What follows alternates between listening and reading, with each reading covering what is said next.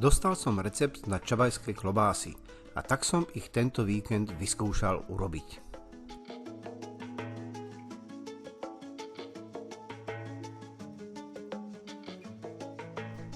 Z bravčového pliecka som poodrezoval väčšie kusy tuku a šlachy, ktoré na ňom ostali pri spracovaní u mesiara.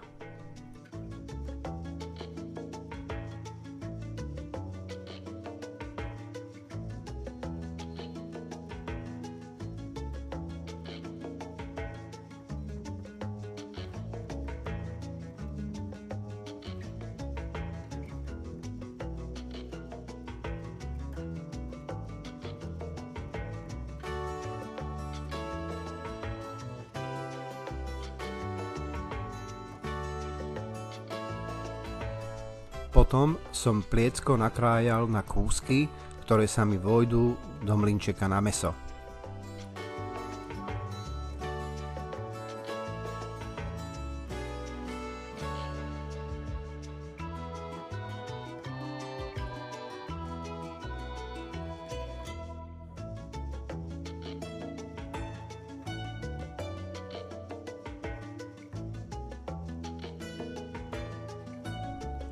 Z bravčového bôčiku som odstránil chrupavky a dlhé kosti.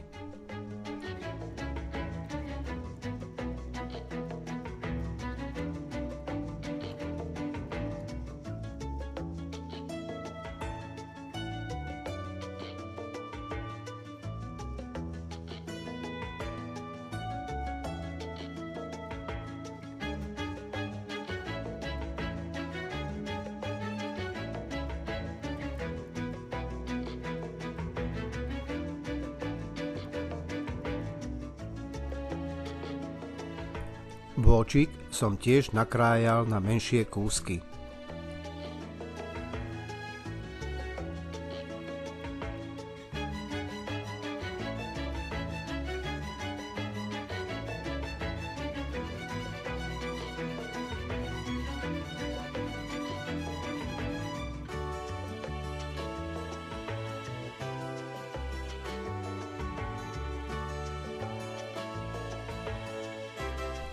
Z hovedzieho krku som poodrezoval nejaké tie šlachy a rozrezal som ho tiež na menšie kúsky.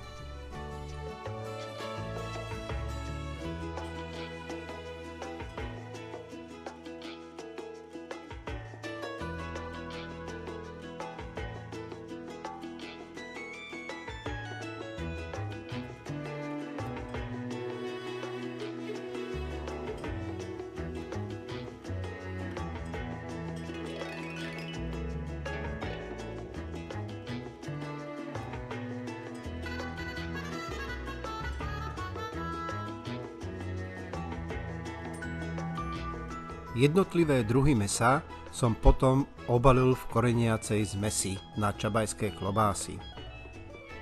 Zoznam surovín na prípravu koreniacej zmesi nájdete v popise pod videom.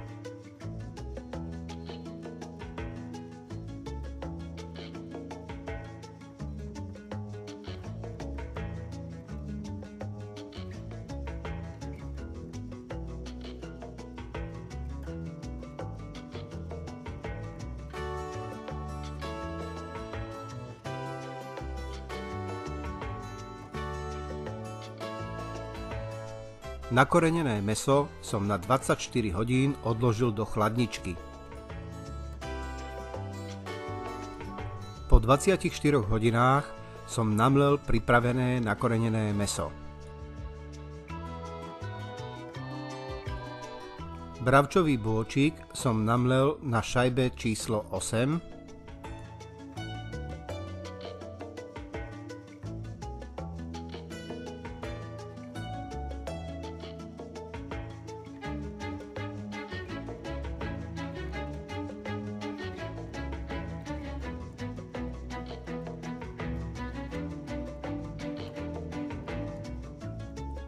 Bravčové pliecko som tiež namlel na šajbe číslo 8.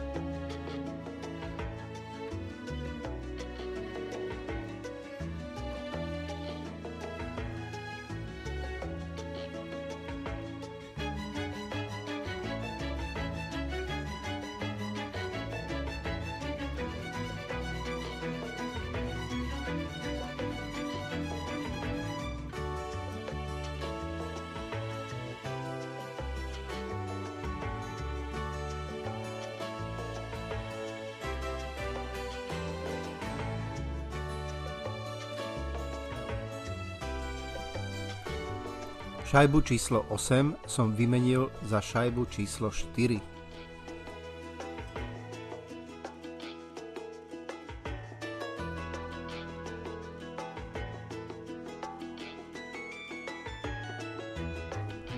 No a na štvorke som namlel hovädzí krk.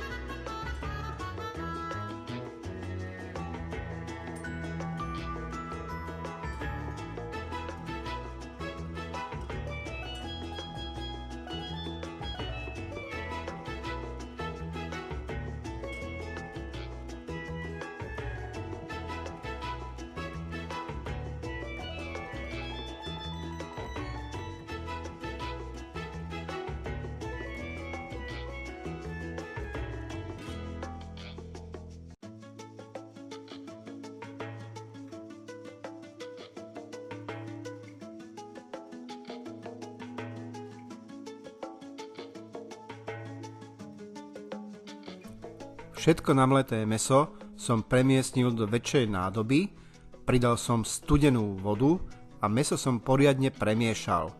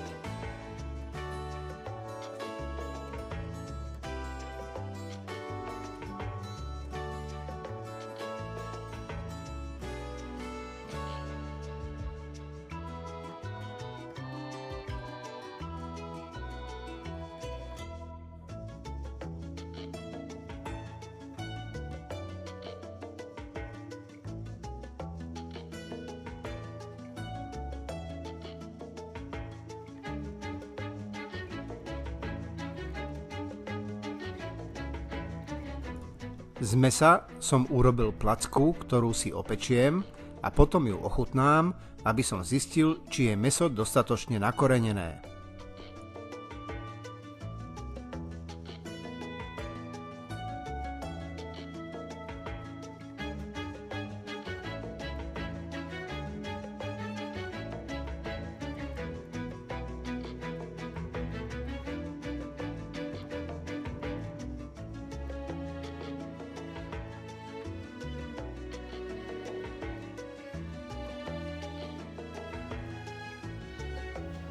No, takže vyskúšame placku.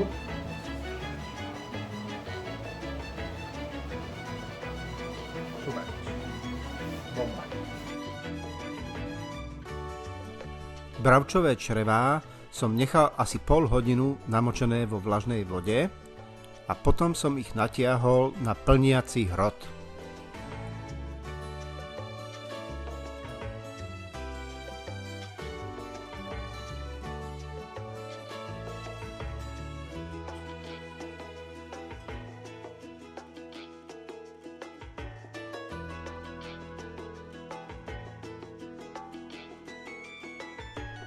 Na konci čreva som urobil uzlík a môžem začať plniť klobáskovú zmes do čriev.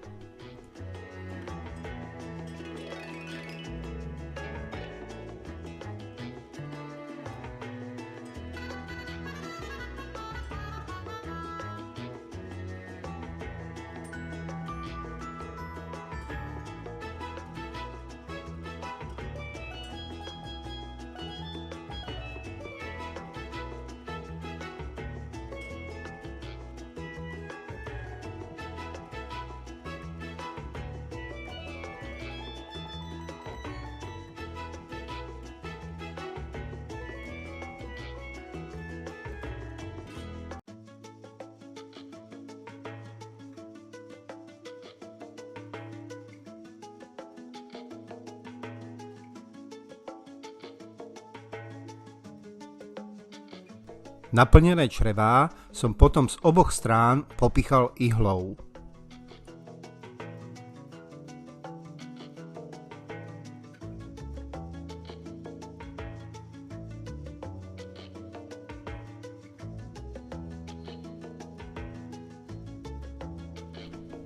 Potom som zakrútil klobásky na veľkosť, akú som potreboval. Klobásky by nemali byť naplnené na úplne maximum čreva, lebo potom pri zatáčaní klobások vám môže črevo prasknúť.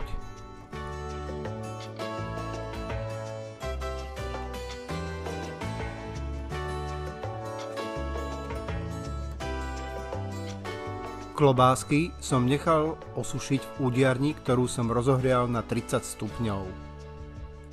Rukou som vyskúšal, či je povrch črievka už suchý a potom som zapol Dimbox.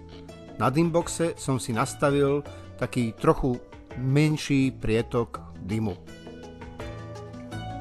Tieto klobásy som údil pri teplote 30 stupňov presne 3 dni. Po asi 8 hodinách som klobásky prvýkrát skontroloval.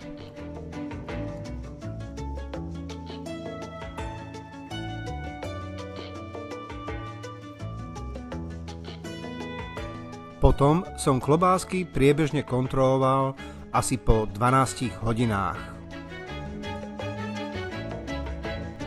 Po 3 dňoch údenia sú klobásky nádherne vyúdené, vypol som Dimbox a nechal som klobásky ochladiť.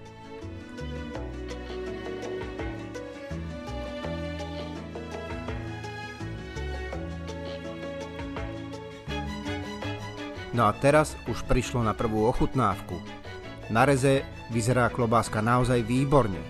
No a chuť je presne taká, akú som chcel.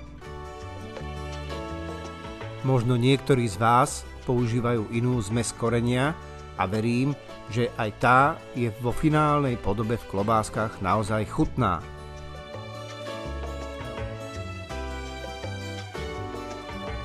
Hotové klobásky som zavesil do špajzy a postupne ich budem odtiaľ odoberať a jesť. No a na záver, ako vždy, vám zaželám už iba dobrú chuť.